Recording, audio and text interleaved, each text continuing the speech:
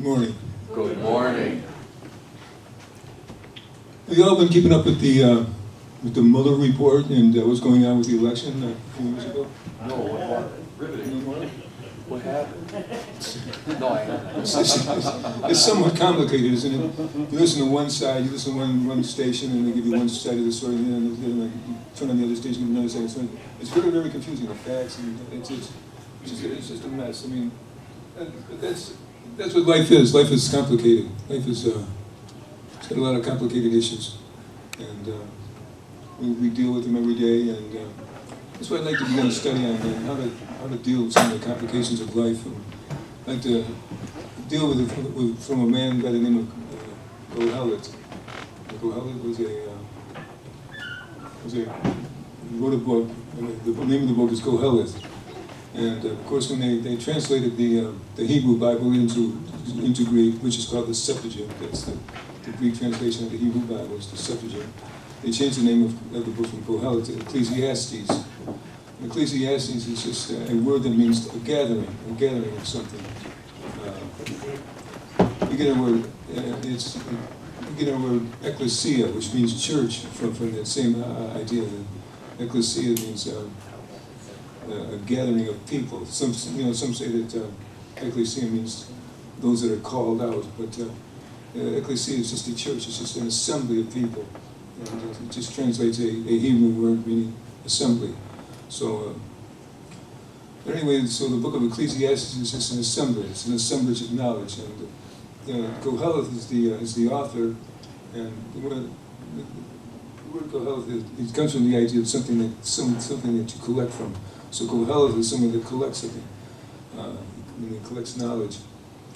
And sometimes you'll see that Kohelet is referred to as a teacher.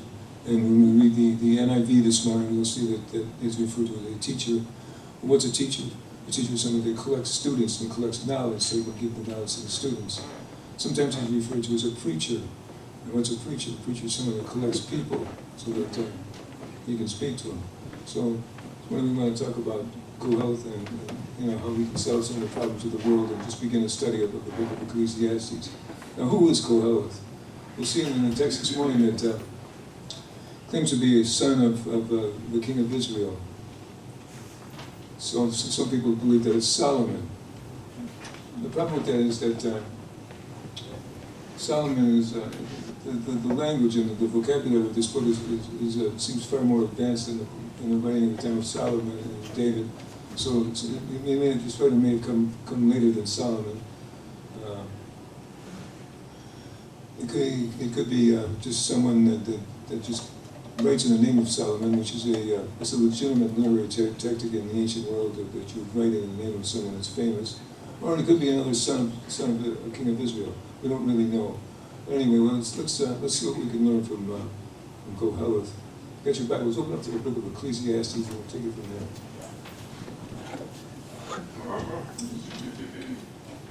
Psalms, Proverbs, Ecclesiastes. We're in the middle of the Bible. Psalms, Proverbs, Ecclesiastes.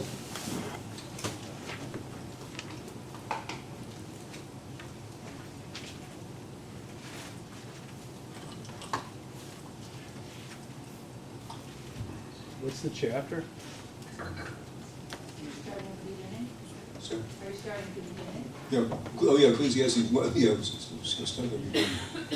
Ecclesiastes chapter 1, verse 1.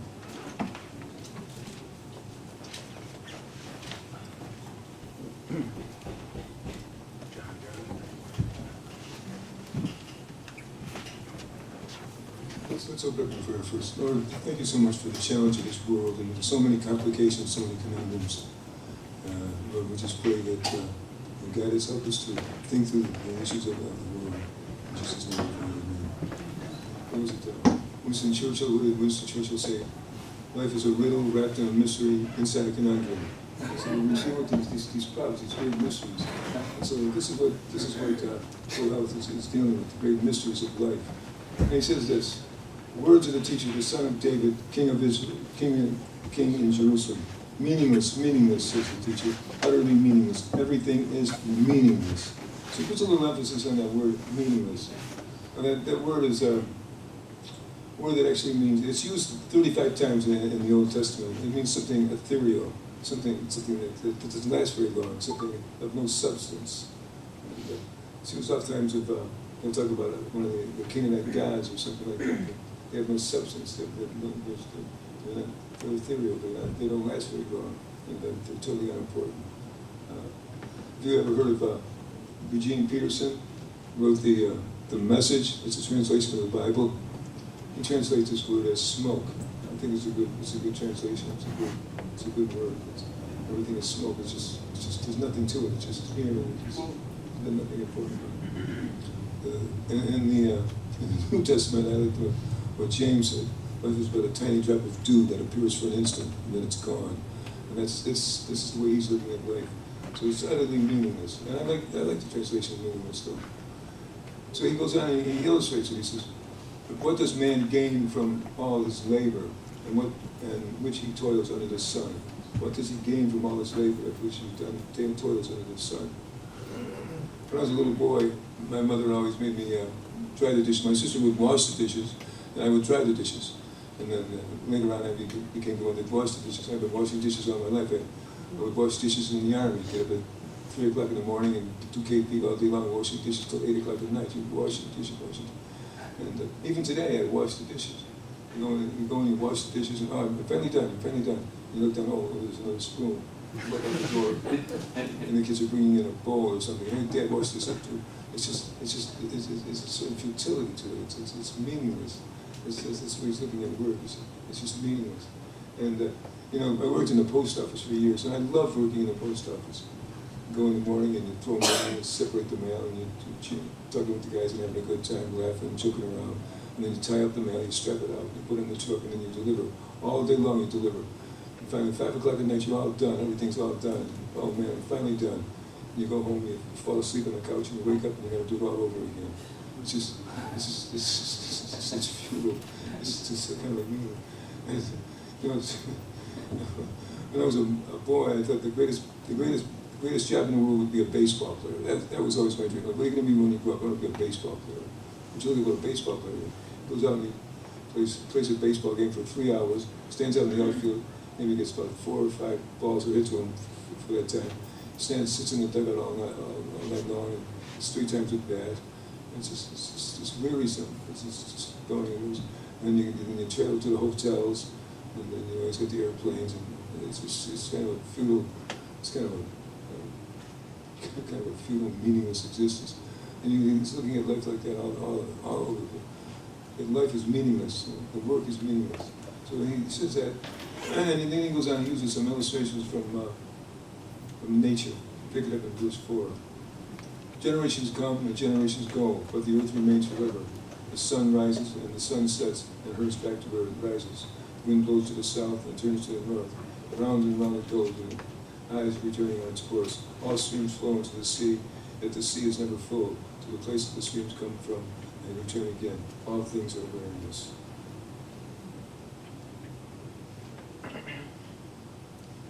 If we remember from last week, remember Randy's presentation last week? Yeah. I heard more from Randy. That was tremendous. A very good presentation. And, he talked basically what he was saying was arguing for the cosmological argument for the existence of God, that you could see God in nature. But there's also, there's another side of nature that's kind of wearisome.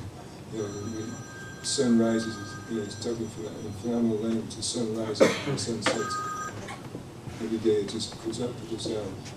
And then the planets all revolve around the sun. It's just constant monotony.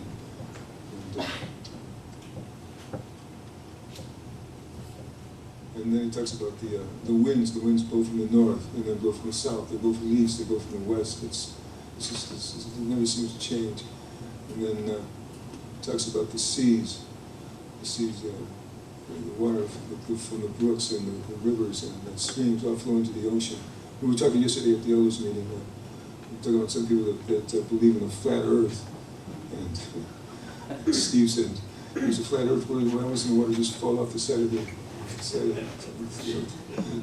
there's a futility about it. The waters just keep flowing into the seas never fill up.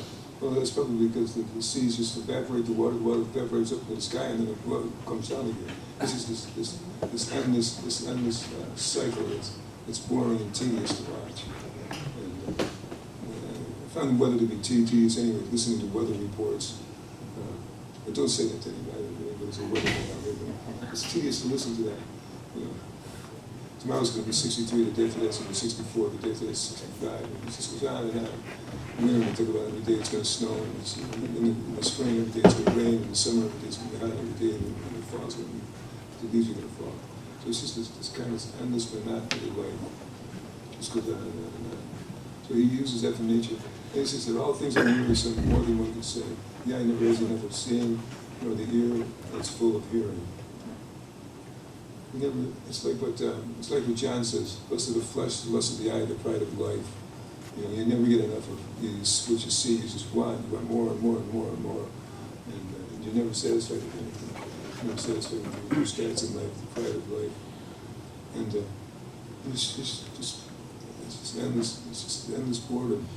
You do something, you go to the Niagara River, see the Niagara River. Well, I've seen that all before. Just want to see and see. We watch, my favorite program is Jeopardy and Wheel of Fortune. We watch it every night. I never get sick of see and see and see and keep watching. There's no sense in it. There's no sense in anything. That's what he's saying. Everything is wearisome. You never find satisfaction. Your ear never hears enough. You talk and talk and talk. People talk for hours and hours and hours. You never find satisfaction. He goes on, he continues on, he says in verse 9, what has been will be again, what has been done will be done again. There's nothing new under the sun. There's not anything of which one can say, look, there's something new. It's already been on. It is here already. Long ago it's been here before our time. You know, last month we celebrated the 50th anniversary of the landing on the moon. Well, that's already been done. But this is a new place, it's something new, something exciting. Columbus discovered America in 1492. Before that, Eric the Red discovered America. It's more and more discoveries. There's nothing new being discovered under the sun. So there's just nothing new, nothing new at all. And he goes on and continues that there was no remembrance of old men of old, and even those who are yet to come will not be remembered by those who follow. When I was a little boy, we'd go into the auditorium at school and see a great big picture of Abraham Lincoln and George Washington.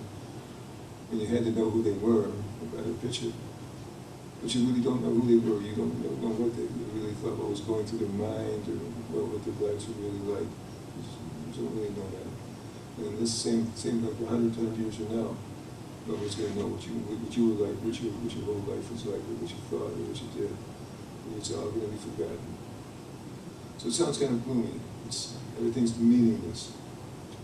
The key to understanding this passage is found in verse 3 and verse 9. It says everything under the sun, everything is meaningless under the sun.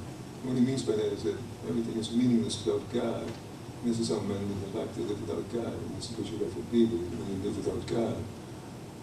But when your life is with God, everything does have meaning. Your work has meaning. No matter whether you're a butcher, baker, candlestick maker, you may think you have the greatest prestigious job in the world. You may think you have the worst job in the world. But everything you have in life is meaningful because you have a relationship with God. And so everything is meaningful. The whole universe has meaning. It's not just something about around. It's one of the things that Randy was conveying last week, that God can be seen in all this, in all the world, in all the events of the world. And your life has meaning. What you see, what you hear, what you do has meaning because of your relationship with God. And everything is new. And the other thing is that your name is always going to remember, because your name is written in the book of life. And will always be known by God. Hundreds of years from now, people will know who you are because of your relationship with God. So that's the understanding of what Kohelet is saying. That everything is meaningless without God, but when you have God, everything is meaningful. Let's pray. Father, thank you so much for your word. Thank you so much for the love and we have to say that the meaning of life, Lord. Rest of the time together in Jesus' name. Amen. Can we take some prayer requests?